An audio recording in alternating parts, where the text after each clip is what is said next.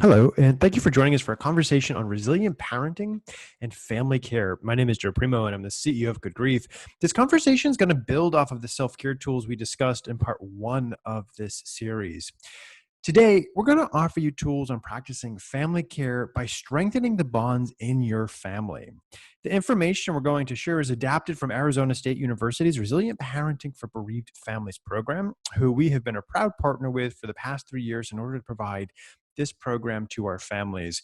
And I'm really excited to share this resource because the tools covered in the program can be adapted to help any parent during this time of isolation and adversity. While social distancing and isolation are vital to staying safe in the current climate, you may find that this changed routine and increased time with your family can lead to a whole sorts of increase in tension and other family dynamics. And when we're spending unlimited amounts of time together, it's pretty normal to fall into some unhealthy habits such as arguing, increased screen time, a lack of communication, and spending time in separate spaces of the home. And so don't worry, you are not alone here in any of these habits that have been developed. Every family is currently struggling to navigate this new normal and learning how to coexist 24/7 together underneath the same roof. And it's often when we are in a survival type of mode that we struggle to stay in the present moment and appreciate one another. So, although your family is spending more time together than ever, I encourage you to think about how you are spending this time together, how you're spending this time. Because this period in time could be an opportunity for you and your family to intentionally be together in a positive way. I want to acknowledge that while you may find yourself thinking, well, that sounds great, but I can't imagine taking on anything else right now with all that's going on. There are still small steps that you can take to begin this shift in your family time. And we're going to explore these changes that you can make, such as catch them doing good, one on one time, and family time. So let's start with catch them doing good. When you increase positive interactions with your family by simply acknowledging when your child does something good, that's catch them doing good. So for this, nothing is too small. This can be noticing that they picked up after themselves, they did their homework, or were nice to a sibling. Acknowledge what they have done and let them know that you like what they are doing. So, for example, you can say, "Hey, Paul, I saw that you put your dishes away. Thank you." There is no limit to how often you should do this. And really, the more, the better for kids. And this may seem a little silly at first, and you might think, well, mm, that's what we should be doing anyhow. But actually showing appreciation to your child in this way will make them feel good about themselves and encourage more positive behavior. In the beginning, it might take effort to remember to do this, but over time, it's going to become a regular part of your interaction with your child because you will have committed to doing this.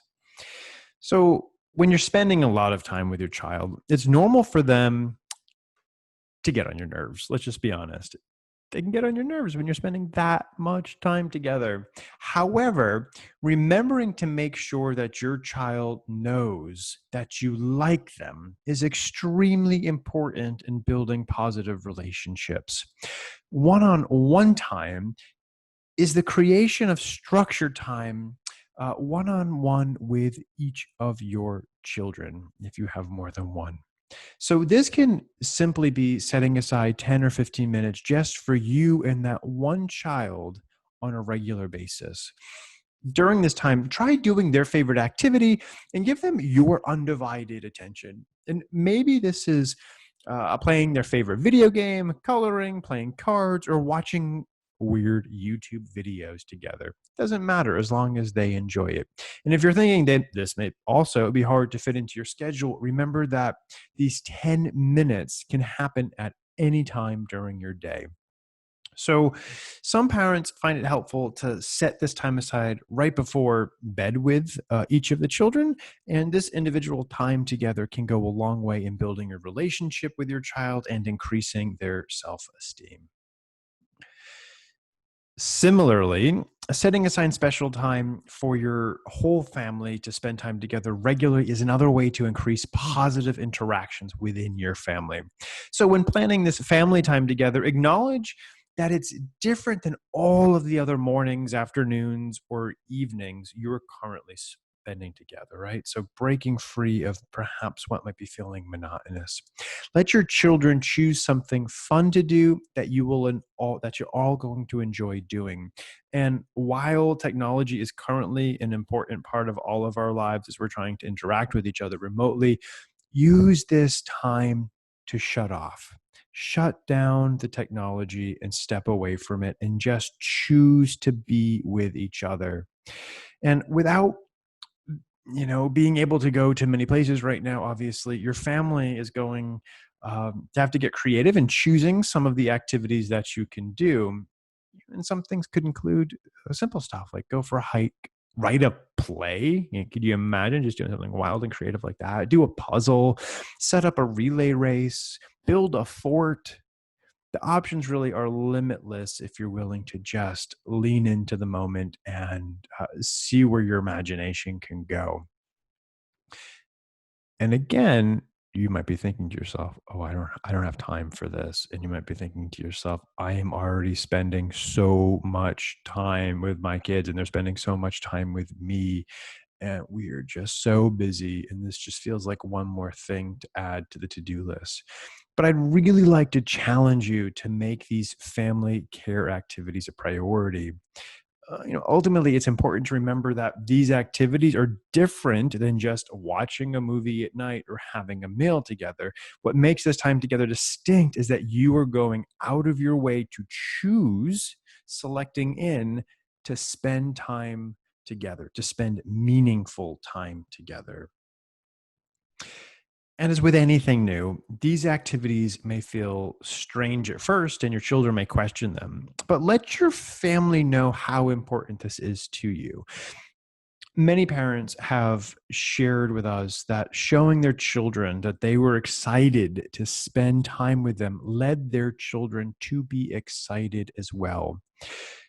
We've also got the opportunity um, to follow through, right? To make the commitment and to follow through with it. And so, if you tell your children you want to spend time with them, you have to remember to do it, and they will remember and remind you if you forget. So, the follow through is really important here. And while it's normal for times of stress to lead to more tension and anxiety, it's important to remember that uh, you and your family are resilient. Your relationship to your children and the support they receive at home provides security and a sense of belonging and these things are going to help them deal with the stressors that they are facing daily. So, this time of isolation and social distancing can be a window for an opportunity for you to form a new family tradition that will lead to positive and healthy relationships going forward. And of course, we have many more resources about this subject on our website, good-grief.org. Be sure to check out the resources page and this webinar's accompanying tip sheet. Please take care and be well.